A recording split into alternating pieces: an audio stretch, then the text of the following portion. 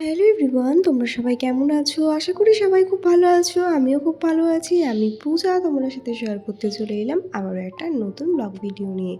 তো আজকে ব্লগটা শুরু করলাম একদম দুপুরবেলা থেকে। এখন বাজছে ঘড়িতে ওই দুপুর 3:30 মতো। এখন কিন্তু আমি একটু রেডি সেডি হয়ে বেরিয়ে পড়েছি মার্কেটে যাব বলে। তো সামনেই শুরু হয়ে গেছে চৈত্র সেল। তো আমার কিছু কেনাকাটার দরকার ছিল, তাই কিন্তু আজকে একা একাই বেরিয়ে পড়লাম। আর মাম্মামকে ঘুম পাড়িয়ে এসেছিলাম ওর ঠাম্মির কাছে। তো দেখো রাস্তায় এসে দেখলাম একটা টোটোওয়ালা কাকু দাঁড়িয়ে ছিল, তো সেই টোটোতেই বসে পড়লাম। বসেই কিন্তু এখন আমি মার্কেটের দিকে রওনা দিয়ে দিলাম। তো অনেকগুলো দিন পর কিন্তু আবার একা বেরালাম, তো বেশ ভালোও লাগছে, আবার একদিকে মনটাও খারাপ লাগছে যে কেউ একজনের সঙ্গী হলে বেশ ভালোই হতো। গল্প করতে করতে যেতাম, শপিংও করা হতো। যাই হোক, কাউকে আর পেলাম না বলে কিন্তু একা একাই বেরিয়ে পড়লাম। তো দেখো আজকে কিন্তু ওয়েদারটা বেশ ভালোই ছিল, খুব একটা গরমও ছিল না, আবার খুব একটা ঠান্ডাও ছিল না। তবে ওই আর কি, সকালে মেঘ করেছিল, পরে কিন্তু বেলাতে রৌদ্র উঠলো। যাই হোক, গল্প করতে করতে আমি চলে আসলাম অরবিন্দ রোডে।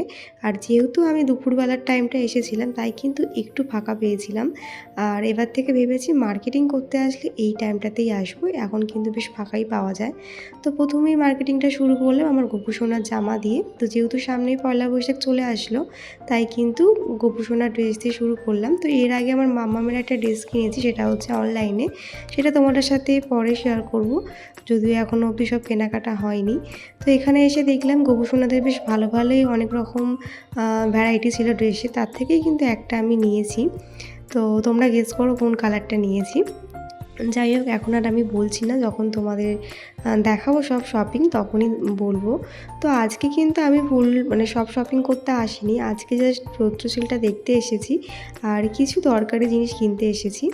যাই হোক, তারপরে চলে আসলাম হচ্ছে ভি-মার্টে। ভি-মার্ট থেকে একটা ড্রেস কিনেছি, কার কিনেছি সেটা তোমাদের সাথে পরে শেয়ার করব। সেটা আশা করি তোমরা নেক্সট ব্লগে দেখতে পাবে।